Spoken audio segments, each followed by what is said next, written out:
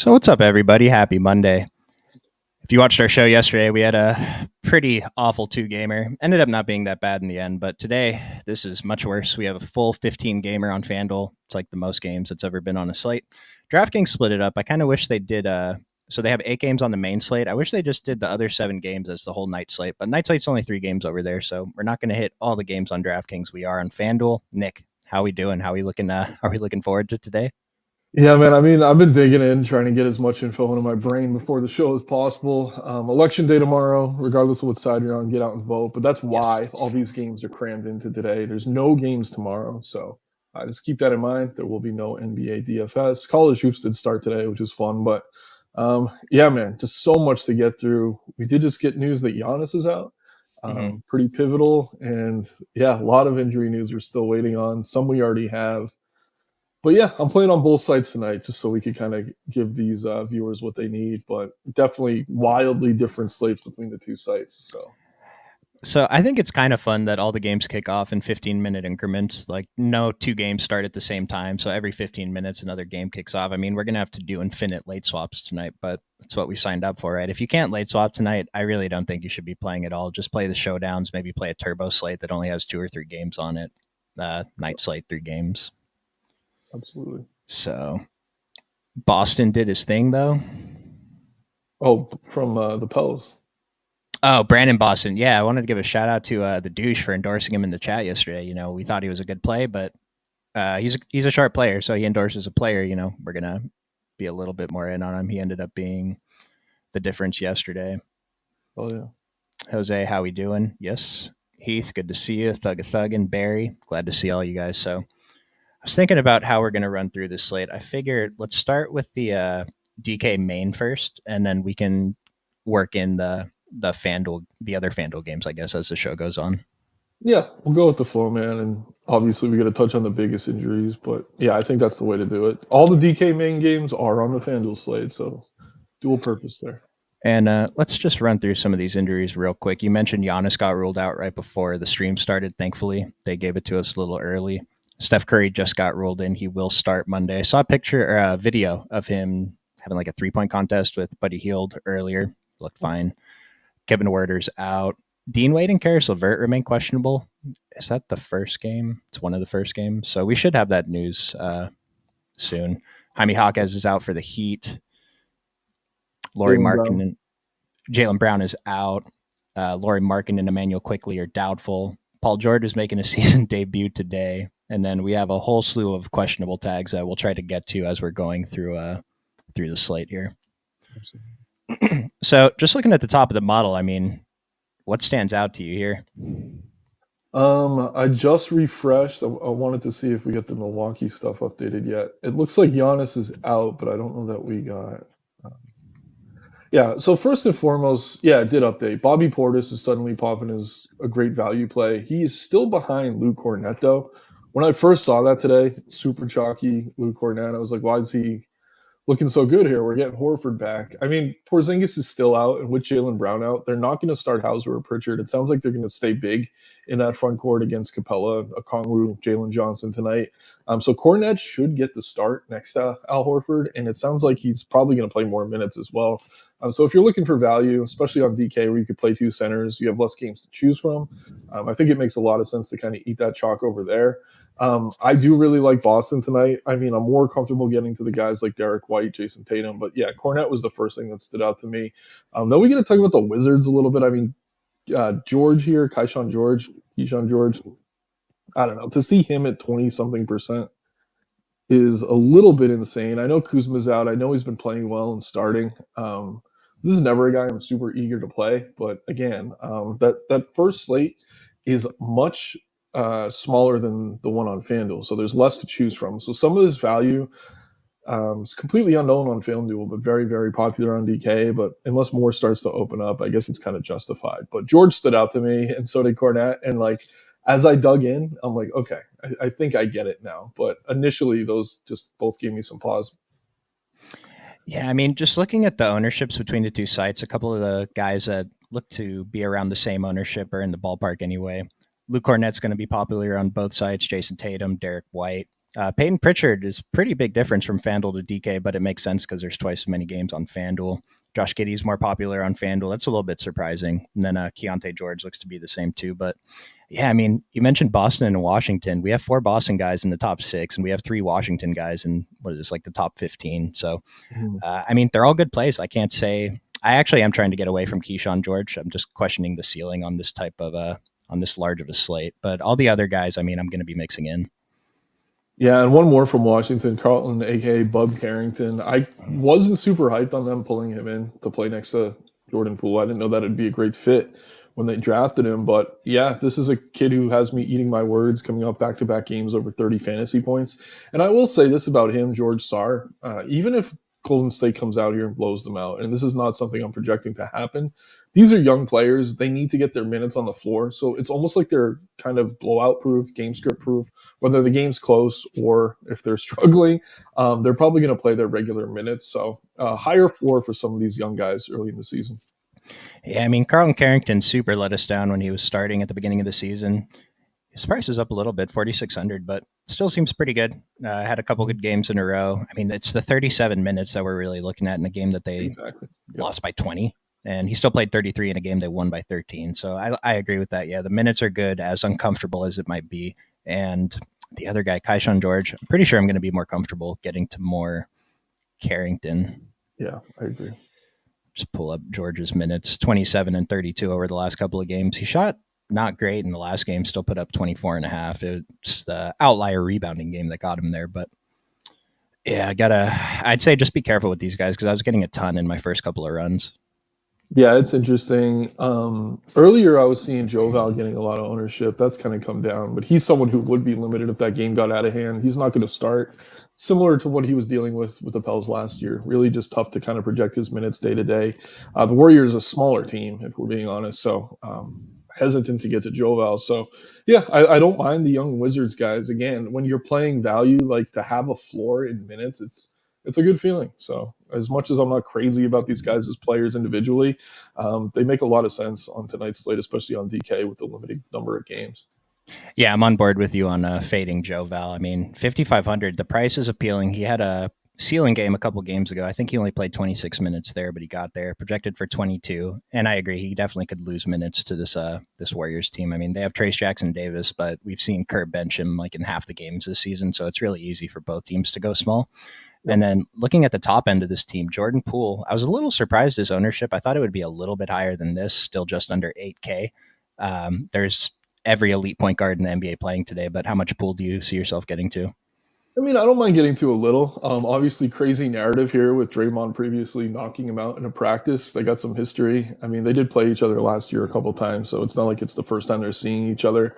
But yeah, I mean, some of the narratives, if we let it leaned into them a bit, it's kind of working out early in the season. Not something you could really quantify for or like project into anything, but I'm fine getting to a little. But just know, Poole is a guy, if this game were to get out of hand, that probably does lose minutes.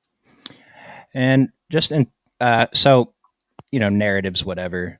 He still has a good OF rating, so if you want to get a little that's over what really 10%, matters. Yeah, you're not playing just because of a narrative. Yeah, I'm on board with this narrative though. This is one.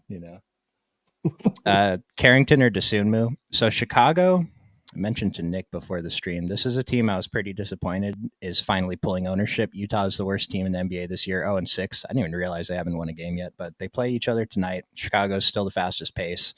I think they're all really good tournament spots. So the question was Carrington or Dosunmu. Going by the model, they're pretty similar in DK value. OF index isn't that much of a difference for the price. And so, I mean, Dosunmu's coming up with half the ownership. Do you have a strong preference here? I mean, I don't know. We have Dosunmu for like 5 minutes less coming off the bench. It's a good matchup, but I do trust Bub more again because kind of regardless of how that game plays out, he should be playing over 30 pretty easily. So I do prefer Bub even with the higher ownership, but I don't think it's crazy to go to Dosunmu. It's just some of the good games Dosunmu's been having is with some of the other Bulls banged up. They're pretty healthy right now. So maybe just proceed with a little bit of caution on him. So looking at my exposures, I have 30% plus on 3 guys on the Bulls, and I have 10% of Dosunmu versus the Wizards. Carrington, I currently have 24% Carrington. So I don't know, if you're not as high on the main Bulls guys, then maybe you could play a little bit more Dosunmu, but I think the model, and we both agree, it's Carrington probably. Yeah. I mean, that's a smart thought to pivot though. Like Yes. those are the good pivots. Chris Paul 6,200 on FanDuel. Yeah. I mean, I didn't know what to expect from him. I will say he's kind of producing better than he was last season already. Pop's willing to play more than 30 minutes a night in competitive games. Um, I mean, this Clippers game should be relatively competitive. I'm fine with it. I just think there's a ton of great guards on this slate. He's not really someone I'm like super eager to play. But the good thing about playing Paul is with it being the last game on the slate, if we were to get some crazy injury news or something were to open up, you'd have that ability to pivot. So I'm fine kind of penciling in Chris Paul now, knowing that he's pretty good play where he's priced at 6,200, or that might be the DK price even on the late slate. But yeah, he's a pretty good play where he's priced. But yeah, I wouldn't be. Part of the reason I like it, excuse me, is because you have the ability to pivot if we do get some later news. Yeah, I mean, so he's not on the main DK slate, but I built out my DK night lineups for that 3-gamer, and I'm getting a pretty decent amount of Chris Paul, about 40%. So Yeah, pretty heavy on Wemby on that night slate, though. I thought that there's going to be some pretty good leverage there. And then while we're on the Spurs, I mean, 10,900 at 2%. It's a large slate, but it's Wemby, right? yeah. I mean, Wemby's Wemby. If you have a stomach for risk tolerance, he's a really good play. But his range of outcomes for these guys that are over 10K, his is by far the widest. Like we're getting games from him where he's only scoring 20 fantasy points. But like we saw against Utah, he could get into the 16-70 range, which is what you're chasing in tournaments. But if you're someone who only plays a lineup or two, or you're playing cash, small single entry stuff, Wemby's not really the guy I'm rushing to. But yeah, at the same time, I mean, that's exactly what makes him a great tournament play. People are thinking the same thing. Yeah, I don't care about the games he gives me 25. I care about the Right. games he gives me 65. But again, like Nick said, if you're only making a couple of lineups, I understand it's a really tough player to click in. And with so many games on the slate, he'd have to put up a monster score for you to have him to take down the tournament tonight. Mhm. Will we be building a lineup? Yeah, we'll build one on DraftKings. Let's see, top Yahoo values. Let's take a quick look. Jose Alvarado, Luke Cornett, Davion Mitchell. A couple of these guys are like the same from the guys we're targeting on DraftKings and FanDuel, but some of these guys are definitely better values on Yahoo. Oh yeah, yeah. Westbrook too. He's up to 18 on Yahoo, but on FanDuel, I mean, we're talking about Chris Paul, but it's going to be tough not to use that spot on Westbrook. We talked about him. I think one of the last shows we were on together. I might have been on with Smitty, and a lot of people wanted to fade him. But if they're not going to move that price, like 5K, like he doesn't need to have a great game to exceed value. It's just tough to kind of replace that production. I mean, the way I'd look at it is this is not the correct price for him in this new Right. role. We haven't projected for 30 minutes, and it should be at least 6K. So even at 68%, it's tough. Yeah, he was terrible, and he still got to 30 fantasy points. He shot 2 for 11, and he still had 30 fantasy points. So shoots a little bit better, and you're going to want him in your lineups. I will mention Aaron Gordon's looking like a pretty strong value play. Michael Porter Jr. And then I was curious to see if Julian Strother was going to pop at all for us. Nope. No, no. He was okay. Only played 19 minutes, though. I think we were hoping for a little bit more from him with Murray out. Yeah, the model projects him poorly, even if he gets the 21 minutes. I will say, like, this is still kind of a pivot off of Westbrook, but not really, just because Westbrook's price is still stupid. So, Yeah. I mean, if you want the direct pivot, maybe it's Christian Brown. They're the exact same price, or 100 different. just got a notification. Isaac Okoro is starting today. He's, because Karis LeVert and Dean Wade got ruled out. So there you go. Nice. That's funny. Yeah, I brought him up when we got the word about LeVert last stream, and I was like, so for whatever reason, Okoro's been playing like 8 minutes a game. This is the guy you usually go to when LeVert's out. Sure enough, he did get extended run, and to see that he's starting suddenly tonight, I actually do have a lot of interest. Played 28 minutes last time out, scored 28 fantasy points near minimum price. Okoro's one of these like point forward type guys. He plays the wing, but he could actually dribble, take the ball up the court. Obviously, when he's on the floor with Garland and Mitchell, he doesn't need to, but is a guy who gets assists, rebounds, etc. So I don't know what the rotations are going to look like. But Okoro is the type of value play that when he's getting extra minutes, I like to get to because he's not super reliant on just scoring. Yeah, I'd like to see how the model reacts to this because he's probably going to be one of the more popular values. We haven't even looked at Milwaukee yet. I was waiting a few minutes for the model to update there. Let me see. Let's get through a couple of these. We'll go through another team. Favorite Heat value play? Is Tyler Harrow a value? I mean, he feels underpriced on DK, I will say, 6,600. Jaime Jaquez being out is probably why people are looking there for value.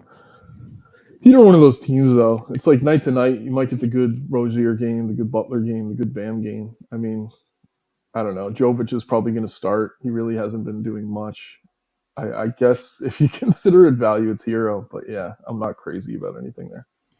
I will say they're playing Sacramento, so they get a slight pace up. I don't mind taking tournament shots on these four guys, but there's no one I'm really targeting except for Tyler Harrow, who's coming in for 18% projected ownership on DraftKings, 6,600. Even at this 7,100 on FanDuel at 3%, could be worth a few shots today.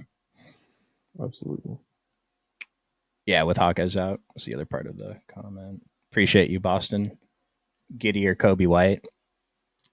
I mean, that's a coin flip. I will say the way that Giddey scores his points is probably more reliable, but I mean, on today's slate, you got to pick the guy that has the ceiling, so we don't really care about reliable. I don't know, Kobe White, less ownership, same OF rating, similar value rating. I'm just going to side with the guy who's projected for less ownership. Let's see. And we didn't go through the rest of the Chicago team, though. Who else do you like? We talked about Ayo Dosunmu a bit, but how much in your exposures on FanDuel are you going to get to the other Chicago guys? Honestly, I don't know. If they're popular, I'm not crazy about them. I mean, they're all good plays. They all have upside, but again, they're all relatively scoring dependent, wide range of outcomes. I usually get to Levine the most because it's harder to find forwards than it is guards, but I don't know where he's priced. Like, there's a lot I like in that range. We have the Denver guys. We have RJ Barrett in that same game. There's just other plays in that range. I mean, Franz Wagner with Bonchero out, I'm happy to go back to. So I'm under the field on the Bulls tonight. Maybe that hurts me, but that's kind of my stand currently. I do want to mention, so at center, we have a super, I don't know, value play. I guess he came down a little bit now, but Cat still stands out near the top of the model considering where he's priced. Let me do this for DK main only. Mm-hmm. Yeah, number 5, and all the guys around him are, not really within 1,000 of him. Damian Lillard is now. But Cat looks great at center. He should be more than 10%. I'm pretty sure he will be. But I just wanted to point out Vooch has a really strong OF index rating too. We haven't projected for more ownership. I don't know if this is going to hold, but I guess whoever comes in with lower ownership, I'm going to like more. But I think these are my 2 favorite center plays on DraftKings today, if we're paying up. Yeah, if we're paying up. I mean, yeah, Cat has been really good. It's like he's finally found his legs with the Knicks here. He's getting comfortable with that team. Decent spot here against Houston. But yeah, I think it's just like his reputation kind of keeps him lower owned than he should be on a lot of these slates. And in seasons past, when he was playing alongside Gobert, we'd have that power forward eligibility. With that going away, it's really kind of driven down the ownership. But I'm happy to get there. I think it's a good play. And I mean, just looking at the price discount we're getting from FanDuel, $700, and kind of what I was saying about Westbrook, I'm pretty sure this is not the correct price for Cat for his role right now. It should be at least a few hundred more. Oh, for sure. There was one thing I wanted to mention about that. So on the DK main slate, the last 2 games are Utah, Chicago, New York, Houston. So Nick mentioned he wasn't as high on the Chicago side, but a lot of my exposure is going to those last 2 games, which regardless if it holds through the end of the slate or not, it gives me that flexibility to swap. Because like I mentioned, the game starts every 15 minutes. We're going to get news. It's still a regular NBA night. So I think the flexibility is really important tonight. Yeah, absolutely. Yeah, I mean, there's pieces in all those games I like. I mean, Hart's going to be very popular, but his price, I think, came down for some reason. He's only 6,100 on DK. He looks excellent. You could play him at either forward spot. I was beating the drum of Tari Eason on Saturday. I wish I got to him, though. He had a career game, went for 57 fantasy points. I don't think we can expect that out of him anytime soon, but if you're looking for kind of a pivot in that 4 to 5K range, I'm always fine getting to him just because his fantasy point per minute rate's absolutely ridiculous. I think they'd be wise to continue to ramp up his minutes. Yep, I agree. I mean, we got to see what they're going to do here because I've been saying, I mean, this is what we've been saying about Houston. They have a lot of good players and they only have 1 or 2 great players. And so they need to trade someone away because Dylan Brooks is the guy that I was looking at on Houston because his minutes have been, I don't know, he's really good on defense. I can't say he doesn't deserve the minutes, but there's just a lot of guys who deserve minutes on this team. So Dylan Brooks, I was getting a few percent of him. He might not be necessary now, though, with all the other value that just opened up. Yeah, and if anyone's looking at game logs, I mean, Eason played 35 plus minutes, which I think is a career high, which is great to see. But the only reason that happened was Brooks was in foul trouble and eventually fouled out. So Brooks's minutes are going to look lower, and Eason's are going to look higher. I like both, though. I mean, keep an eye on ownership. I think they're both viable plays. Probably wouldn't play them in the same lineup, though. I agree on that. And I will say Tari Eason feels better to play just because he has more cheap EP winning upside. Mm-hmm. Let's see. What's up, Smitty? Thanks for tuning in on your off day. Okay, so we got a couple questions about Cleveland. I was going to see if the model's updated for that. Let's take a look here. I mean, before we look at the model, Sam Merrill, Okoro, are these just like, I'm sorry. Is Okoro just like the popular chalk and Sam Merrill is the pivot? I mean, the thing is, Okoro, I don't know. Like, I'm curious to see if he draws ownership. There's been plenty of instances where he slides into the starting lineup. I think he started most of last year at the 3, and he wasn't really getting a lot of ownership. I know Mobley missed a lot of time, so that's a big reason for that. But historically, he's not a guy that becomes very popular. Maybe tonight because we need the value he does. But for me, I mean, if he stays around 15%, I'm going to put him into my bigger single entry lineups for sure. Sam Merrill is the ultimate boomer bust. This guy's going to go out there and shoot threes. He came out last game, hit 3 in a row, looked like the best play on the slate. And he had a couple more decent shots, but that was pretty much all he did the rest of the game. I'm much more comfortable with Okoro, but if the ownership is drastically different between the two. I mean, Merrill is a logical pivot. I'll also throw Ty Jerome's name out there as another pivot, playing backup point guard, coming off a really bad game, but we've seen some 20-plus point performances out of him. He's sub 4K as well. So keep an eye on the ownership. I think the data updates like value and OF index before anything else. So we may not know where these guys are going to be on for probably 15, 20 minutes. But once we do, we could probably make a more educated decision. Yeah, and even the model's still crunching. I mean, it has a strong preference for Isaac Okoro in this spot. And the other thing I do want to say, the Cleveland Cavaliers still have their 4 best players. They're missing, their 6-man and then Dean Wade's spot starter. And so I don't think it has to be, all right, I got to get one of these Cleveland guys in my lineup, because on the other side of this game, we have Milwaukee, who's missing Giannis. And they still have Dame. They still have Bobby Portis. But I think it just opens up a lot more from that team. And then if someone else is out from somewhere else, we can take a look there too. Yeah, the Bucks have been a mess. They're 1-5, playing terrible basketball, generally speaking. Yeah, and so we had a douche in Discord talking about Dame Chalk Day on FanDuel. It's going to be fun. He's 8,600 projected for 20% ownership over there, 22% on DK. So Damian Lillard, Bobby Portis. I mean, how deep are we going on Milwaukee today? I mean, I'm definitely going to have some on FanDuel. I'll definitely have some, probably more on DK as well. But again, on FanDuel, I think the obvious chalk guard is going to be Westbrook. I know people hate to play him, but at that price, he's really tough for me to get away from. I mean, we have the Utah guards. We talk a lot about Chicago. They're pretty popular. But on the other side of that, Keontae George has been playing more minutes than Sexton, with Clarkson still banged up, Markkanen probably out. I want to get to a lot of him. But yeah, I mean, I'm totally fine getting to Dame. The usage is going to be there. And the Cavs are a good defensive team, but that's mostly because of the front court. If they're running up and down the floor, I mean, he could have a decent game here. Wouldn't surprise me at all. So tough not to like Dame, honestly. Yeah, and just looking at, he's number 4 in the model, 8,900. Evan Mobley. I mean, we'll see how this lands in a few minutes. We've had the Milwaukee news for a few more minutes. Bobby Portis, 77%, 5,400 on FanDuel. I can't even say that's incorrect. I mean, he always is, and FanDuel has him down at 5,400 for some reason. I mean, we've seen him upward in the 7K range at times, and stretches where Giannis was out for more than a few games. I will say he doesn't always hit the value that we want out of him, but at this price, he's really, really tough to get away from. Again, not only is Giannis out, there's still no Middleton either. It's not like Taurean Prince or Gary Trent demand a ton of usage, so I'm fine getting to all the Portis. Yeah, and like what you just said, going back to the Wemby thing, I'm fine getting 10% of Wemby, and if he kills me, he kills me. But with Portis, he's going to be probably my highest owned player now. So if he kills me, it sucks. But if he puts up that 40 plus, I mean, he doesn't even have to quite put that up, because he's going to be on so many lineups that he really doesn't need a ceiling game. He just can't fail.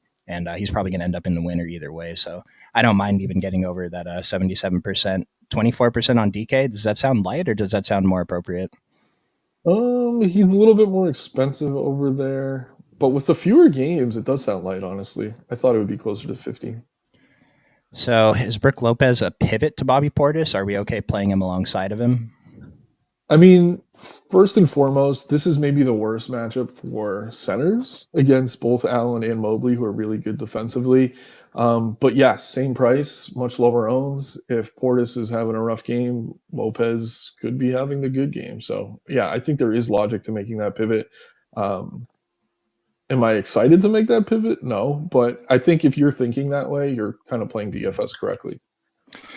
And I just mentioned, Cleveland's not missing any of their stars. It's more clear on Milwaukee, but other than Bobby Portis, it's really not, because Taurean Prince, he's already playing the maximum minutes. He's 4,400 on DK. Maybe he's an okay pivot. Are you looking at Gary Trent, Pat Connaughton, any of the bottom of the barrel players? No. It's they have upside, but like it's not like they're mid price. I mean, they're both mid 4 to 5K and so inconsistent. And it's just like we talk about, we're fine with inconsistency when they're hitting these super high ceilings. Like we're not getting much of that out of either of these guys, and I don't know that we're suddenly going to, just because Giannis is out. Of the two, I prefer Prince. We've seen a little bit more out of him. You also have power forward and small forward eligibility. But yeah, I can't really say I'm excited to get to either. I'd rather go to a Coro on the other side currently. Yeah, looking back at Cleveland again, the question was how many minutes for Sam Merrill. So another refresh, we have Sam Merrill projected for 23.6, a Coro projected for 27. Sounds fine to me. The weird thing that's really sticking out to me here is how high Evan Mobley's OF index went. And I don't think this is a result of Dean Wade and Karis LeVert being ruled out as much as it's a result of Giannis being ruled out. His minutes did come up slightly, but I mean, is Evan Mobley really one of the top plays on this slate? I mean, he does feel a little bit cheap, and he's not as popular as a lot of the other Cavs, but I don't think in terms of raw points that's necessarily getting me there. I like him at the ownership, but if you're asking if he's a top play, I can't really say he is. I'm pretty sure this is going to come down because there's just no way that his OF index is higher than all of these players right here. But either way, it's still going to be pretty good. I imagine maybe his minutes projection will come down by 1 or 2, but I don't know. Evan Mobley, just the 7,300 price on DraftKings is probably incorrect either way, regardless of who's in or out.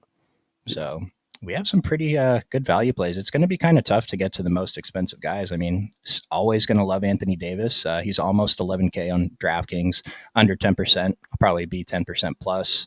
Trae Young's above 10K. Jason Tatum, 10K. I mean, how much are you getting to the most expensive guys? I'll throw DeMantis in there at 9,800 too. Yeah, I'm going to have a ton of Tatum. I'll say that first and foremost on DK, especially.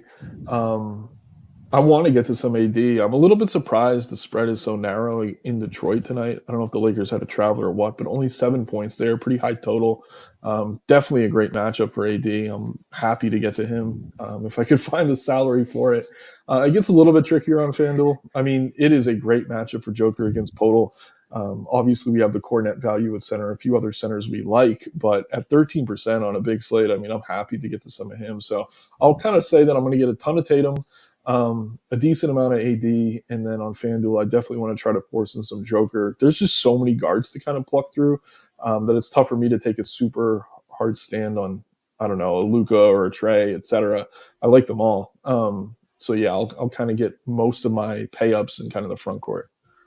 Yep, I think I agree. It's kind of be like, just playing the value, Bobby Portis, Luke Cornett, guys from the Wizards, and then just shuffling the pay-ups around them. Yep. I wanted to touch a little bit more on the FanDuel games that aren't on DraftKings, so let's take a look at the 3 games on the DK night. You mentioned you still like getting to Jokic over on FanDuel. His OF index is still tournament breaking today. Projected for 13% ownership, 12K. I mean, I don't mind it either. And on the DK night, I'm definitely going to be getting to probably 100% Jokic. Yeah, and again, we talked about this last time. He had a pretty good game against Utah. But with Murray out, his stats just tend to go up. I mean, that stretch he played without Murray, I think a year or so ago, he was hitting like 70 fantasy points per night. So if this game can stay even relatively competitive, I love him here. And then obviously in the same breath, we got to recommend Westbrook just because he's underpriced. Yeah, Westbrook for 5,100 has a pretty strong OF rating. I imagine he's the number one value. Yeah, all 5 Denver guys just because Jamal Murray's out. So that's something to keep in mind when I'm talking about with the prices being incorrect. All these guys' roles increase with Jamal Murray off the court, and they should all probably be a little bit more expensive. Not too much. Westbrook's the main one, but from the rest of the top of value from these top 3 games, let's start by FanDuel. Other than Denver guys, who do you like? Wait, so you're saying This is just from those last 3 games. Let me throw the DK Turbo in here actually too. Okay. Actually, I mean, Philly's going to be tough with Paul George coming back because all these guys are kind of priced for him to be out. So I'm not going to get to much of that. I've been playing a ton of Harden. He looks excellent if you can get to him. But yeah, top plays for these late games definitely Westbrook, Joker. RJ Barrett's been excellent. Again, no Barnes, no Quickly. That's his offense until they return. Totally fine getting to him. So yeah, Barrett, Joker, Westbrook, Harden. That's kind of my late core, I guess. Yeah, this is kind of a weird way to do this. Sorry, guys. But we have another couple of games on this DK Turbo we didn't touch on too much. Charlotte, Minnesota, Indiana, Dallas. For FanDuel, it looks like really only Brandon Ingram, Zion, and then I guess Miles Turner's over 10%. But is there anything else that stands out from these games? Well, I just wanted to bring up, I'm pretty sure Zion's still questionable. I don't know that we got that news yet. If he's out, Ingram becomes like the best play, one of the best plays on the board. Even with Zion in, I want to get to a lot of Ingram. Again, no CJ McCollum, Herbert Jones. We also have Jordan Hawkins questionable. If he's in, he's fine, been pretty solid. But if he's out, I mean, even with the price increase on Alvarado on FanDuel, I'd want to get to some of him. On DK, 5,600 for Alvarado, regardless of which of these guys are in, feels way too cheap. So I really, really do like the Pelicans here, and I might be liking them even more if we get word that Zion and or Hawkins are out. Okay, nice. Agree with everything that you said. Luka 11K. I think we have a lot of options at point guard. Luka really has to put up a monster ceiling to be the guy today. Yeah, I mean, if you can get to him, I'm fine with it. We want to talk about narrative. He kind of hates Rick Carlisle, so maybe a little bit of extra incentive for him there. Have we talked about Memphis yet? Not really. When I pulled up the model earlier, Ja Morant was the number one play. Just do on the DK main slate. He probably is the number one play. We'll see what happens with Evan Mobley, but we only have him projected for 31 minutes, and the model's already like still identifying him as the best play on the slate. So what are we doing with Ja Morant today? Yeah, I mean, I was hesitant to play him the first week or so because the minutes don't seem to have been there. But yeah, now they kind of are. He played 31 last time, which is what we want out of him, at least to be playing 30. Still no Desmond Bane. Playing my Nets, who have been better defensively than I think people expected, but at the same time, it's not really a matchup you should shy away from. I'm fine getting to Ja. I think at his price, he makes a lot of sense. Yeah, I'll take some shots on this 5% and 2% on FanDuel. Just, I mean, we saw the ceiling even in reduced minutes. Yeah, I will say too, I love Aldama here. Definitely want to go back to him at power forward. Makes a lot of sense at 6,200. On FanDuel, Sochan, one of my favorite power forward plays. We don't have that option on DK, so I'd rather, I don't know, not rather, but I'm going to get to a lot of Aldama. Talking about zigging when the field zags, Laravia was pretty popular last time out coming off the bench. Terrible, terrible game. I mean, before that, though, he was like 20, 30% every game with Bane out. So if you want to go back there, certainly his 30 to 40 point upside, fine mixing him in. And then Jalen Wells, like you said, starting again. The model has absolutely loved this kid. Haven't really seen a huge ceiling out of him. But if you're looking for lower owned value, yeah, he's not owned at all tonight. I'm fine getting to a little bit of him as well. I like it. Yeah, models identifying Jalen Wells as a spot. No, the price is up, but 1%, I don't mind taking some shots. What's really tough about this team for me is they're changing their starting lineup every game, every other game. And so hopefully they just, stick with what they've been doing. But I agree on Santi Aldama. Yeah. Noah Clowney ruled out. Yeah, that doesn't matter too much. I mean, Ben Simmons is out, so if anything, it should secure the minutes for Nick Claxton. But I actually did get some coach speak on this. They don't want to ramp up Claxton's minutes until they see how he does on this back to back, playing like 20, 25 a night. So I wouldn't be getting to Claxton here. I like Dorian Finney-Smith is a really sneaky play. He's going to play minutes at the 5. I don't know, not the most exciting option, but at the same time, I mean, extra minutes for him below the hoop could spike the ceiling. And then on every show I think you and me have been on, we've been talking about Zaire Williams. He's another guy maybe to mix in, coming off a really bad game, kind of similar situation to Arabia. A lot of people look at these value plays, they look at the game logs, they see they're coming off a bad one, but this is a guy who's certainly capable of putting up a huge score for 4,200. So if anything here, obviously the guards, I won't talk about Cam Thomas. I do every slate. Him and Schroeder are fine. Cam Johnson's okay, a little bit underpriced, but Finney Smith actually, for me, maybe point per dollar, my favorite play on the Nets tonight, which is kind of gross to say out loud. Well, you did it, so you got to own it now. But yeah, Dennis Schroeder's price is coming up, but I still think he's fine at the 11%. Yeah. Cam Thomas at 7,300 is a pretty appealing GPP play, projected for 6% ownership. Yeah. Seems like a good pivot to Dame. I think that was Ja Morant. Yeah, it could be. Oh, yeah. Yeah, keep an eye on ownership, but absolutely. I feel like something just flashed on my screen. Piece of news. Oh, Cavs starting lineup, exactly what we expected. Awesome. Garland, Okoro. Yeah, we got to keep an eye on that Okoro ownership, but if it doesn't get too crazy, he's a great value play. All right, let's see what the Okoro and Milwaukee ownership looks like now. So Mobley's off index came down. He's still showing up as one of the top plays at 7,300. I'm going to eat this today. Okoro 7%, 2%. I mean, I'd expect him still to come in a little higher than this, but he's probably not going to be chalk, right? No, he won't. And I will say this too. I mean, his biggest games actually, I think, have come with him coming off the bench, playing the exact role that LeVert plays. But now that LeVert's starting, I mean, I'd have to look at the popcorn machine and see how they're kind of staggering these rotations. But more minutes without Mitchell on the floor is a good thing for Okoro. So maybe if we have time after this, we probably won't. That's something I'd look into. But yeah, I mean, it's tough to find a play that cheap. It's going to play 30 plus. With LeVert out. LeVert yes. Out. Okoro starting, just in case somebody tuned in late and didn't want to confuse them. And then from the Milwaukee side, yeah, Bobby Portis is 73% on DraftKings, 78% on FanDuel. I mean, what are we doing? Yeah. I mean, for the most part, if you're playing a bunch of lineups, I could see maybe coming in about 30-40%, but like you don't want to have none, because if he goes for 40-50, he's going to be optimal. There's really no way around it. Kind of like this idea of pivoting off of Damian Lillard on DraftKings specifically. Yeah, you have to think the Cleveland game plan is going to be to kind of, I don't know, focus it on Dame. Like, make Gary Trent and Tayshaun Prince beat you. Torian Prince, excuse me.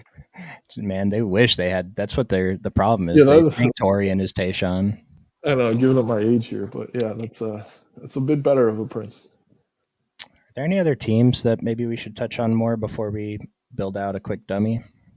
We talked a little bit about the Lakers. Toronto? Yeah.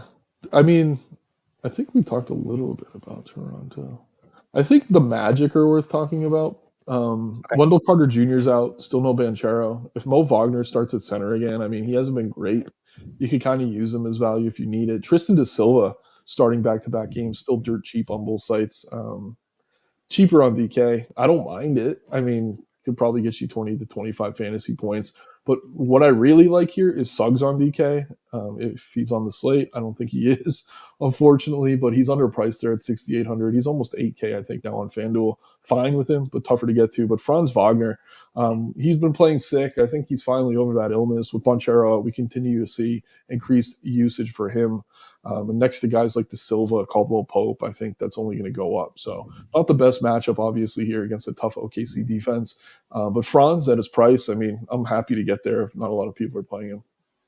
Nice. Yeah, I don't mind it. And 13.5 point spread. It's very close to blowout territory, but it's not quite blowout territory. So, that's already accounted for in projected minutes and whatever. Right. There was one more team that we didn't really...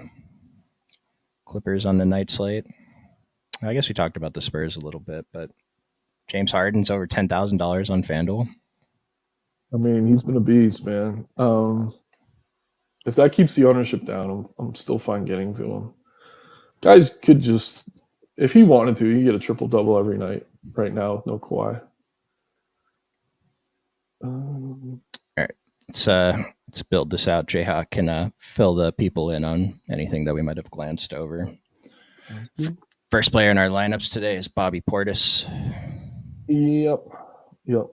I'm good with it. And then I'd say Cornette, assuming he starts. Yes. Yep. If he doesn't start, I would be a little bit hesitant to go there. Same. Yeah, and like one thing with Cornette, he probably earned extra minutes because he was playing so well. So just keep that in mind. Big slate. I mean, of the Boston guys, who else do we want to put any of them? I love White and Tatum. I want to have a ton of both, but I could see not forcing both. So either or. If you want to pay up for something else, I'm fine with just going to Derek White. But those two are excellent in my opinion. Yeah, let's throw in Derek White in there and see what kind of salary we have left later. Maybe we can swap that out. Cool. Derek White. I noticed Josh Hart's pretty chalky and his price is probably incorrect. What do you think about throwing Cat in the utility? Yeah, definitely. That's a good way to get different, I think. Don't necessarily have to play Cat and Josh Hart, but I'm definitely not setting a rule against it. No. So we have like 6,500 left. I mean, who's the point guard that we really want to get to here? We already have Bobby Portis, right? Yeah, we have Bobby Portis. Could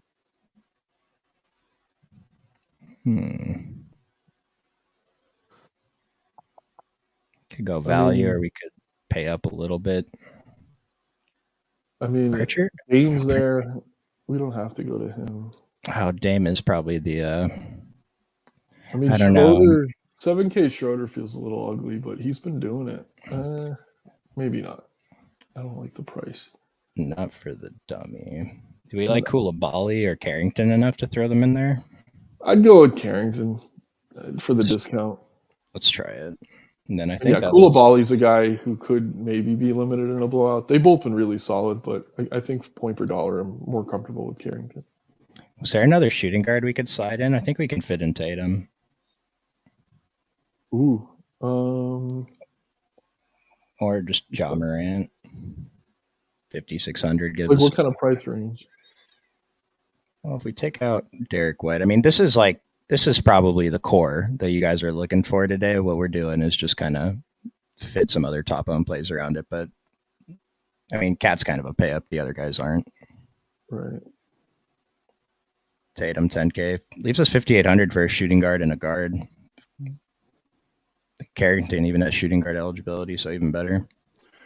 Does Okoro have guard eligibility? Yeah, you could put Okoro at guard and pay up again. Nice. Okoro, give us Dame. No, it's not enough. Close to Dame, though. Give us Donovan Mitchell, Jordan Poole. Could upgrade one of the other spots and play one of these guys, Kobe White, Josh Giddey. But yeah, it's a pretty strong starting point, I think. Not bad. See a couple more questions. Kispert or Okoro? Let's see. What's that? Kispert or Okoro? I mean, model's going to say Okoro. Yeah. Yeah, it's Okoro. He's like 1K cheaper. And Kispert's pretty popular, too. Yeah, this 17% on FanDuel. I mean, 4,500 I kind of get. And I like Kispert in general. We have him projected for 32 minutes. He's a fine GPP play. It's I don't mind the pivot, actually. Even though the model kind of doesn't like it. Yeah, I'm with you. Turner, 62. How much Miles Turner did you get over to on FanDuel? Not much, just because you only have the one center spot, but I'll probably look into it a little bit more. Oh, that does kind of lead me into a play I forgot to mention, though. I like Gafford tonight on both sites. Again, we've kind of made sense of what Dallas is doing with their front court against kind of bigger, stronger centers. Gafford's the guy you want to go to against these smaller front courts. Lively's the guy. Turner definitely fits that kind of big brolic center archetype for me. So I want to get to some Gafford here. He did get hurt last game, but he came back and looked fine. So I'm pretty happy to get to him. 5K on FanDuel. I think only 4,800 on DK, which to me is too cheap. So not that I'm crazy about Turner. It's not a bad matchup for him, but I'd rather go to the other side and play some Gafford. Ayo Dosunmu if Levine's out? Yeah, definitely. He's out, absolutely. 4.5K. Yeah, I mean, I have shots on him even if Levine's in, but like I mentioned earlier in the show, I have more exposure to the other Chicago guys, but Nick is not on the Chicago train today. I got one more play, and this is a really wide range of outcomes, but who's going to slow down Gobert in that Hornets front court? Grant Williams? Question mark. Yeah, I saw Maybe some. Randall's the better play, but like I really like that front court tonight. I mean, either Randall or Gobert. I think both of them. No one's going to play them, but with Richards and what's his name out? Who's the other guy? Mike Williams or whatever. They have no centers like Taj Gibson, Diabate off the bench. Grant Williams is probably going to start at the 5 and get crushed. So I'm fine going to Randall and or Gobert. Yeah, this is also model approved value. Grant Williams, number 3 on FanDuel, and if he was on the DK main slate, he would be number 6. So if you're playing him on, or if you're playing this game on any of the turbo slates, Grant Williams a good shout. FanDuel, 4% ownership at 4,300. I mean, that's like tournament winning potential. So I think that about does it for us. We got Jayhog in the Discord. Instructions to join that are in the description below. On your way out, give us a like, subscribe to the channel. I believe we recently crossed our subscriber goal, but give us one more. And we'll set another goal. Yeah.